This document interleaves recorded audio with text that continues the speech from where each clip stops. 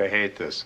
Very hard to be a member of the crew on this show because I think they barely made it through the end of the take and then they just fell apart. Bill Murray, Dan Aykroyd, and their fellow cast members didn't just make Ghostbusters a hit. They created a film that defined an era. He slimed me. It was a disgusting combination of corn syrup and starch and some sort of an adhesive and a kind of a poison that's used on chinch bugs. Behind the laughs, the slime, and the ghostly chaos, the 1984 classic holds secrets that most fans never figured out. From unscripted moments to behind-the-scenes quirks, the cast has shared revelations that shine a fresh light on this supernatural comedy. So what really went on when cameras weren't rolling? Stay tuned, because the untold story begins here. A cosmic beginning that almost sank the film. When most people think of Ghostbusters, the first images that come to mind are proton packs firing across a New York skyline, a firehouse doubling as headquarters, and a giant marshmallow man stomping through Manhattan. But here's the twist. None of that was in the very first draft. Dan Aykroyd's original vision wasn't just bigger, it was almost unfilmable. His first script opened not in the bustling streets of New York, but in the depths of outer space. Aykroyd, fascinated by the paranormal since childhood, wanted to create a team of interdimensional warriors, part scientist, part exorcist, who would strap on helmets, wield proton weapons, and chase spirits across galaxies. The idea was outrageous, ambitious, and decades ahead of what Hollywood could realistically deliver. Entire planets were haunted. Cosmic monsters threatened entire universes, and the Ghostbusters traveled through wormholes instead of city streets. To Aykroyd, it was logical. If ghosts exist on Earth, why wouldn't they exist everywhere? To studio executives, however, it was madness. There was just one major problem: the budget. In the early 1980s, visual effects were still expensive and limited, even for blockbusters. The technology simply wasn't advanced enough to pull off intergalactic ghost hunts without breaking the bank. A script like Aykroyd's would have cost hundreds of millions at a time, when even Star Wars was made on a fraction of that. Put simply, no studio wanted to risk financial ruin on what looked like an impossible dream. The project was dead before it had even begun. When Aykroyd teamed up with his fellow comedy genius Ramis and the visionary director Reitman, they began reshaping the bloated cosmic odyssey into something tighter, cheaper, and most importantly, doable. Together, they stripped away the galaxies, scaled down the scope, and anchored the story in one city, New York. Suddenly, instead of nameless planets in faraway universes, audiences were looking at familiar skyscrapers, jam-packed streets, and a recognizable urban playground where the supernatural could clash with the everyday. This decision didn't just save the film, it gave it its soul. New York wasn't just a setting, it became a character. The chaos of the city, the honking horns, the gridlocked traffic, the grumpy New Yorkers, gave the comedy its bite. And in place of a cosmic monster ravaging worlds, the Stay Puft Marshmallow Man was born, stomping through Manhattan with equal parts terror and absurdity. By scaling down, the team sharpened the story. Instead of a sprawling space opera that risked collapsing under its own ambition, Ghostbusters became a scrappy underdog comedy about four oddball scientists trying to keep their city from falling apart. What started as an impossible dream in the cosmos became one of the most iconic urban adventures of the 1980s. It's almost funny to imagine. If Aykroyd's original draft had gone forward, the film might have been forgotten as a failed sci-fi curiosity. Instead, by pulling the story down to earth, Ghostbusters became a cultural phenomenon. But this wasn't the only wild twist behind the scenes. In fact, one cast member who never even made it to set still left a mark on the film. Can you guess who? Let's find out. The ghost of John Belushi. When Dan Aykroyd first started dreaming up Ghostbusters, he wasn't just imagining gadgets and monsters, he was imagining his friends. At the very top of his list of recruits was John Belushi, his partner in chaos from the Blues Brothers, and one of the most magnetic comedians to ever hit Saturday Night Live. Aykroyd saw Belushi as the ultimate Ghostbuster, wild, unpredictable, and hilarious. The perfect counterbalance to the straight-faced scientists and stoic skeptics who would make up the rest of the team. In Aykroyd's early draft, Belushi's character was designed as the comic heartbeat of the story, a loose cannon whose improvisation could carry entire scenes. On set, Belushi was known to be a whirlwind, as likely to smash through props as he was to deliver a brilliant joke. And that energy was exactly what Aykroyd wanted bottled inside Ghostbusters. The idea was simple. If you could take Belushi's chaotic spirit and put it in a jumpsuit, you'd have comedy lightning in a bottle. But in March 1982, tragedy struck. Before the script had even fully taken shape, Belushi died of a substance overdose at the age of just 33. His passing shocked Hollywood and devastated his closest collaborators, especially Aykroyd. What was meant to be a reunion of friends suddenly became a story haunted by absence. Aykroyd later admitted that Belushi's death was one of the reasons the film's energy shifted from a wild, cosmic adventure into something more grounded, with humor laced in grief. And yet, Belushi never really left the movie. When the special effects team began designing the ghostly characters, Aykroyd gave them a very specific note for one in particular: Channel Belushi. The result was Slimer, the green, gluttonous blob who barrels through walls, devours room service carts, and leaves chaos in his wake. His messy grin, relentless appetite, and manic energy weren't random quirks. They were crafted as a tribute. On set, Aykroyd even referred to Slimer as the Belushi Ghost. To audiences, Slimer was comic relief. To the cast and crew, he was something more, a reminder that Belushi's presence still lingered over the project. Dan Aykroyd would later describe Slimer as Belushi's spirit crashing the party, refusing to leave even in death. Harold Ramis noted that the character's unpredictability mirrored Belushi's own, while Bill Murray, who had worked alongside Belushi on SNL, joked that he could practically hear Belushi's voice every time Slimer slurped down food. It gave the film an extra layer of mythology. Ghostbusters wasn't just about hunting spirits, it was itself haunted by one. Belushi didn't get to suit up alongside his friends, but his fingerprints were still all over the film, from the anarchic humor to the supernatural mischief. In a strange way, he became one of cinema's most unusual immortals, a ghost written into legend, forever stuffing his face and wrecking the joint. Looking back, it's bittersweet. Had Belushi lived, the shape of Ghostbusters might have been very different, louder, looser, maybe even wilder. But in his absence, the film carried his energy in a new form, one that fans would never forget. Every time Slimer bursts onto the screen, it isn't just another gag, it's a tribute to the friend who should have been there. But not everyone on the cast got the role they expected. For Ernie Hudson, what seemed like the chance of a lifetime quickly turned into a story of disappointment, cuts, and compromises. Keep watching to find out why. Ernie Hudson's role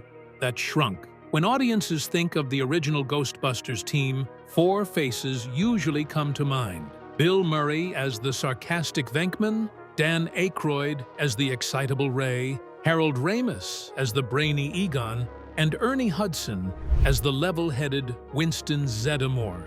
On screen, Winston is the everyman, the grounded presence who joins the chaos halfway through the film and helps balance out the eccentricity of the others. But what many fans don't realize is that Winston was never meant to be a side character. In fact, he was supposed to be one of the central pillars of the team, with a backstory as rich and detailed as the rest. Dan Aykroyd's original drafts painted Winston Zeddemore as a decorated Air Force demolition expert, a man with military training, battlefield experience, and a resume that made him just as qualified, if not more so, than his fellow Ghostbusters. He wasn't meant to be the new guy or a late addition to the story. He was envisioned as an equal partner from the very beginning, standing shoulder to shoulder with Venkman, Ray, and Egon. The role was written with one man in mind, Eddie Murphy. In the early 1980s, Murphy was skyrocketing to stardom, fresh off his explosive run on Saturday Night Live and his breakout success in 48 Hours.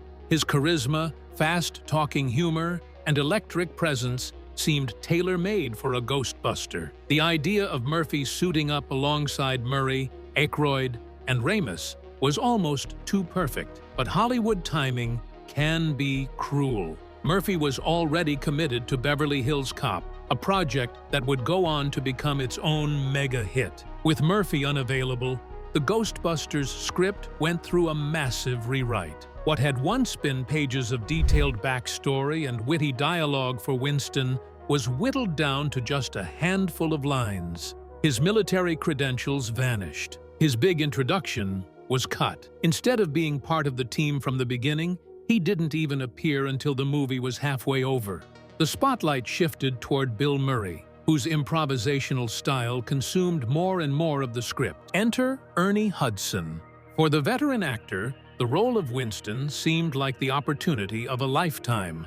He had auditioned, expecting to play a major character with depth and weight. He signed on under the impression that Winston would be a full-fledged Ghostbuster, as integral to the story as the others. But by the time filming began, he discovered the harsh truth. The role he'd agreed to had been gutted.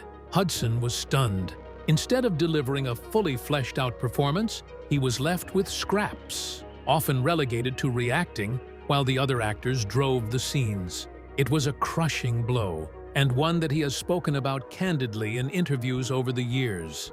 For Hudson, it felt like a bait-and-switch, and understandably so. The career-defining role he had imagined had shrunk into something much smaller. And yet, despite the disappointment, Hudson brought something invaluable to the movie. Where Murray's improvisation soared and Aykroyd's enthusiasm bubbled over, Hudson's Winston was calm, measured, and utterly relatable.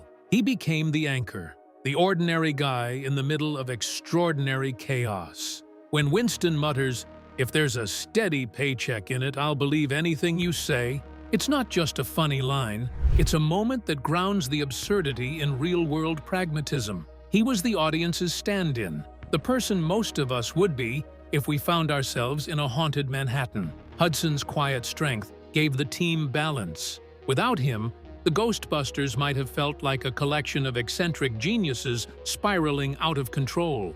With him, they felt like a team. And while his reduced role was a missed opportunity, it didn't erase his importance. Fans still remember Winston fondly, and over time, he became a beloved figure in the franchise, eventually gaining more recognition in sequels and animated spin-offs. It's a reminder that even when Hollywood sidelines someone, talent can't be erased. Hudson may not have gotten the role he deserved, but he delivered the one the film needed. And speaking of unexpected turns, another actor's journey to the movie started not with a script read, but with one of the strangest auditions Hollywood had ever seen. Sigourney Weaver's possessed audition. Sigourney Weaver didn't even bother with the script. She dropped to the floor, snarling like a beast, terrifying everyone in the room. That fearless audition didn't just win her the role, it transformed Dana Barrett into the emotional core of the film, anchoring the ordinary New Yorker in the chaos of the supernatural. When Weaver first walked into the audition room, Ivan Reitman and the producers expected a standard reading. The role of Dana was tricky. She had to be believable as the girl-next-door type, the romantic foil to Bill Murray's sarcastic Peter Venkman, while also convincing audiences that she was vulnerable to demonic possession. On the page, it was a tough balance. Too soft, and she'd fade into the background. Too intense, and she'd overshadow the comedy. They needed someone who could straddle those worlds. Instead of flipping open the script and reciting lines, Weaver did something completely unexpected. She got down on all fours and began growling, snarling, and contorting her body as if she were transforming into one of Gozer's terror dogs. She clawed at the air, bared her teeth, and fully embodied the grotesque beast that would later imprison Dana in the film. Reitman and the casting team sat frozen, caught between shock and awe. It was so bizarre, so fearless that for a moment they weren't sure if it was an audition or a breakdown. But as Weaver continued, her commitment became undeniable. She wasn't just playing a woman possessed, she was living it. That moment sealed the deal. Weaver didn't just win the role, she redefined it. Originally, Dana Barrett could have been a forgettable damsel in distress, another stock character in a big comedy. But Weaver's intensity convinced the filmmakers to treat Dana as something more, the emotional heart of the story. She wasn't just the love interest. She was the one whose haunting pulled the Ghostbusters into the fight in the first place. Fresh off her breakout in Alien, Weaver carried a rare mix of strength and vulnerability. She could play terrified without seeming weak, romantic without being reduced to a stereotype, and when possessed, she brought a chilling conviction that made the supernatural stakes feel real. Her performance turned what could have been a cartoonish subplot into a believable threat. When Dana levitates above her bed or speaks in a demonic growl, it isn't camp, it's unsettling. That was Weaver's gift. Bill Murray's improvisations may have fueled much of the comedy, but Weaver gave the movie its grounding. Her chemistry with Murray provided warmth, a human connection that kept the film from spiraling into pure spectacle. Fans laughed at Murray's sarcasm, but they cared because Dana was in danger. Without her, the Ghostbusters might have felt like four clowns chasing special effects. With her, they had a reason to fight. Weaver herself later admitted she wanted to surprise the casting team by doing something no one else would dare. It was a gamble, but it worked. Ivan Reitman later said her audition convinced him that the film could have both outrageous comedy and genuine horror side by side. Dana Barrett was no longer just the girl next door. She was the beating heart of the movie. Looking back, it's hard to imagine Ghostbusters without Weaver's performance. She gave the film its soul, balancing out the absurdity with a sense of danger and emotional weight. And it all started with one fearless audition that left the director stunned. But what happens when a star steps onto set without a contract, betting everything on trust? Keep watching to see the shocking gamble unfold. Bill Murray, the ghost actor without a contract. Bill Murray's performance as Peter Venkman is so natural, so sharp, and so endlessly quotable that most fans assume he was locked into the film from the very beginning. In reality, Murray was never tied down by paperwork at all. He never signed a contract. What Columbia Pictures had instead was a handshake deal and a whole lot of anxiety. Ivan Reitman and the producers desperately wanted Murray.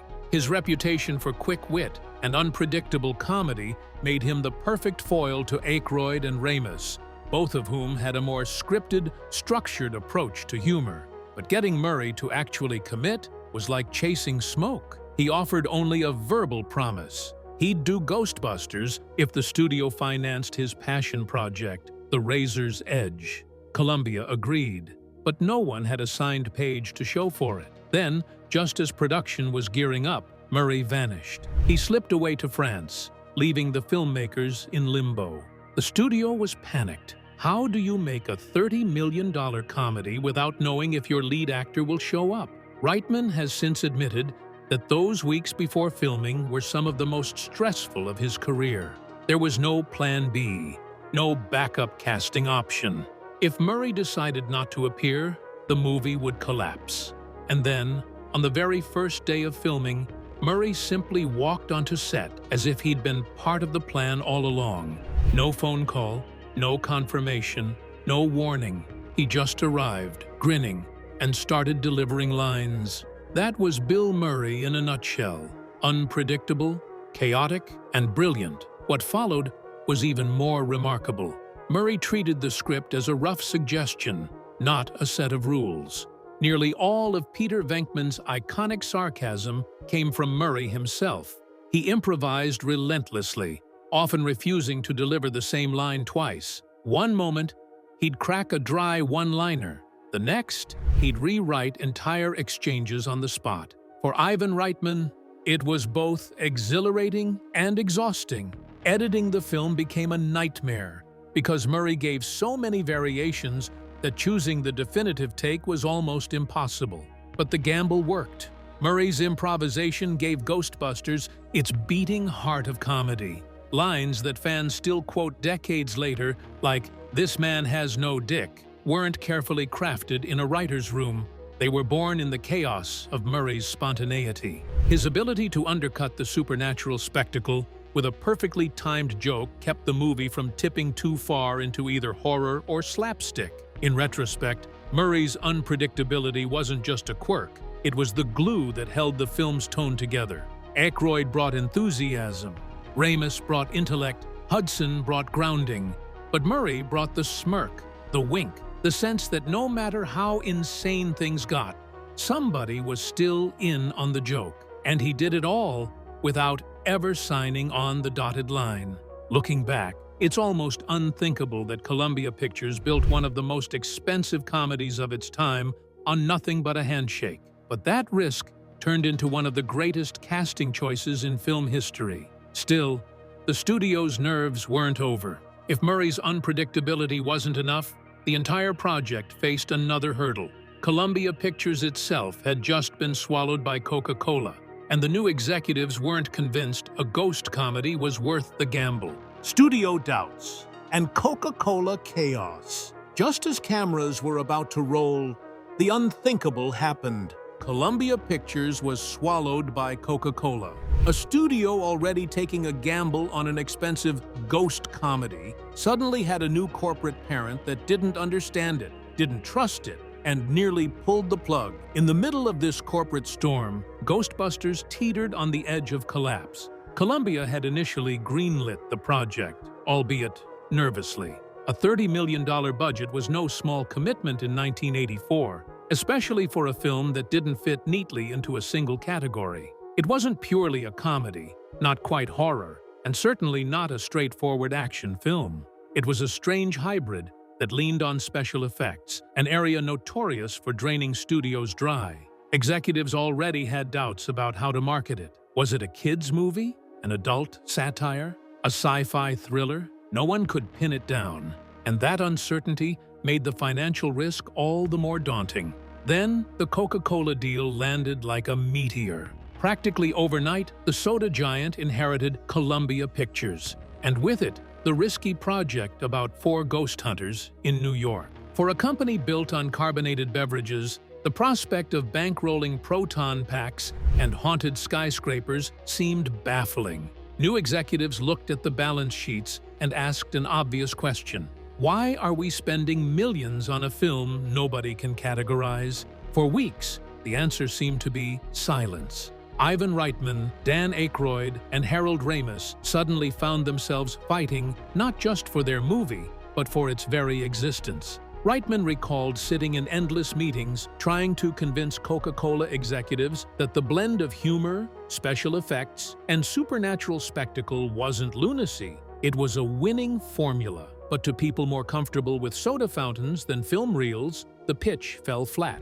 Some even suggested canceling the project outright, cutting their losses before cameras started rolling. The pressure mounted. Cast members were already preparing. Effects teams were scrambling to build models and ghosts, and the entire schedule was locked around a tight June 1984 release date. Pulling the plug would waste months of work and millions of dollars already committed. But corporate mergers have a way of ignoring sunk costs. For Ghostbusters, it was a moment of pure uncertainty. Reitman refused to back down. He argued, pleaded, and insisted that the movie had the potential to be something fresh, something that audiences hadn't seen before. He pointed to the cast, Bill Murray, Dan Aykroyd, Harold Ramis, and Sigourney Weaver, as proof that the film had both comedic and dramatic weight. He stressed that the concept wasn't about ghosts for the sake of scares. It was about turning the supernatural into comedy gold. Slowly,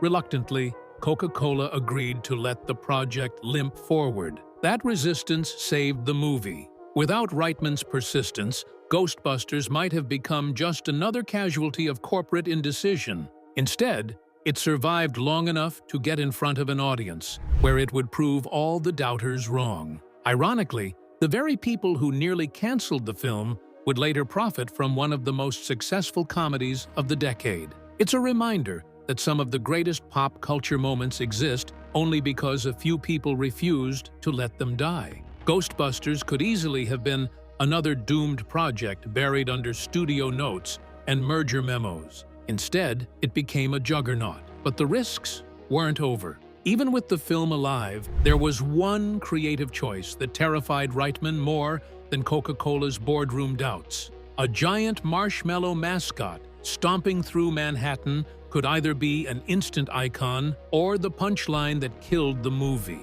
Stay tuned, the Stay Puft gamble that saved everything. A 100-foot marshmallow mascot stomping through Manhattan. It sounds like the kind of idea that could destroy a movie rather than define it. For Ivan Reitman, the Stay Puft Marshmallow Man was both a stroke of genius and a source of terror. He knew audiences might laugh at the wrong time, turning Ghostbusters from a supernatural comedy into an unintentional parody. The entire climax of the film rested on a gamble that could have ruined everything. The idea for Stay Puft came straight from Dan Aykroyd's imagination. He wanted something absurd but terrifying.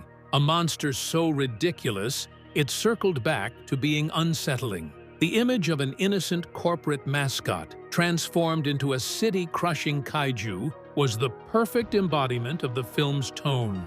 Equal parts horror and humor. But on paper, it looked insane. Even Aykroyd admitted that Stay Puft was a risk. Audiences had never seen anything like it, and there was no guarantee they would understand the joke. Bringing Stay Puft to life wasn't a matter of early CGI. In 1983, special effects still relied on practical ingenuity. The production team built miniature sets of New York, wiring each building with pyrotechnics and designing them to crumble on cue. Inside a $20,000 foam suit, a stuntman lumbered through the models, carefully mimicking the slow, heavy gait of a giant marshmallow monster. Every shot was a one-time event. Once a building exploded or toppled, there was no going back. Each mistake meant weeks of reconstruction. Reitman watched anxiously as his crew poured resources into the sequence. The marshmallow suit had to be rebuilt 3 separate times, each destroyed during filming. The models required precision, timing, and endless patience. It wasn't just expensive, it was nerve-wracking. All of that work, all of that money, and it could still be undone if audiences thought the final result looked silly. The director's fears came to a head at the first test screening.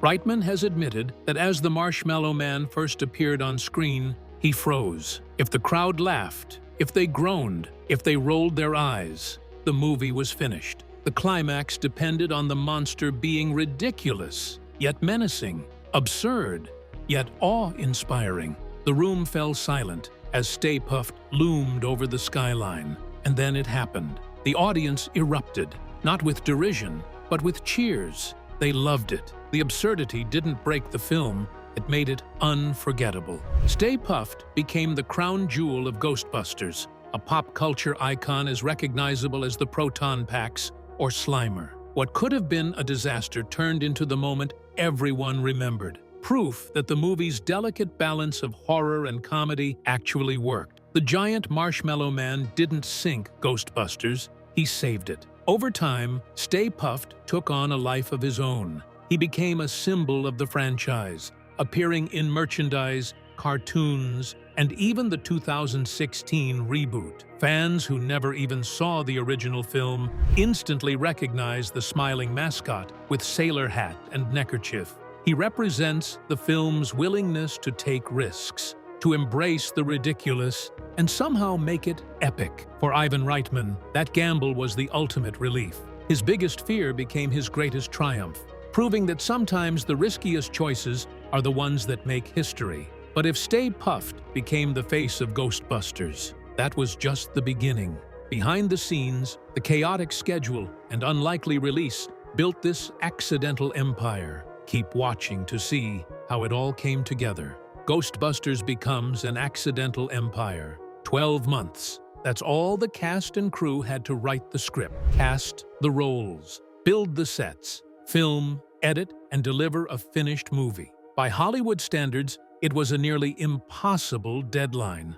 Special effects alone usually demanded 2 years, yet the team behind Ghostbusters had to design ghosts, build models, and create a climax involving a giant marshmallow man in less than half that time. Everyone worked at a breakneck pace, often to the point of exhaustion. Dan Aykroyd later joked that the production felt like controlled madness. Writers were rewriting pages the night before filming. Bill Murray's improvisations changed scenes on the fly. Effects teams worked around the clock to keep pace with the schedule. Even Sigourney Weaver admitted that the whirlwind of long nights and constant pressure left the cast drained. On paper, the film should have collapsed under its own weight. Instead, it exploded. Released in June 1984, Ghostbusters not only found its audience, it dominated. For weeks, it outperformed Indiana Jones and the Temple of Doom at the box office, a feat no one predicted. Critics praised its originality, audiences returned for repeat viewings, and word of mouth spread like wildfire. What had started as a risky gamble became one of the highest-grossing comedies of all time. Then came the second surprise: merchandising. Practically overnight, the film spawned an empire. Action figures, lunchboxes, cereal, Halloween costumes, and the Saturday morning cartoon The Real Ghostbusters turned the franchise into a cultural juggernaut. Kids who were too young to see the film in theaters grew up wearing the logo, singing the theme song, and dreaming about proton packs. In just a year, what was once a ghost comedy dismissed by executives had become a pop culture institution. Ghostbusters didn't just defy the odds, it rewrote them, proving that risk, chaos, and a little marshmallow madness could create immortality. So, what other secrets from the Ghostbusters set remain hidden after all these years? We'd like to hear your thoughts in the comments. Don't forget to like, share, and subscribe for more revelations.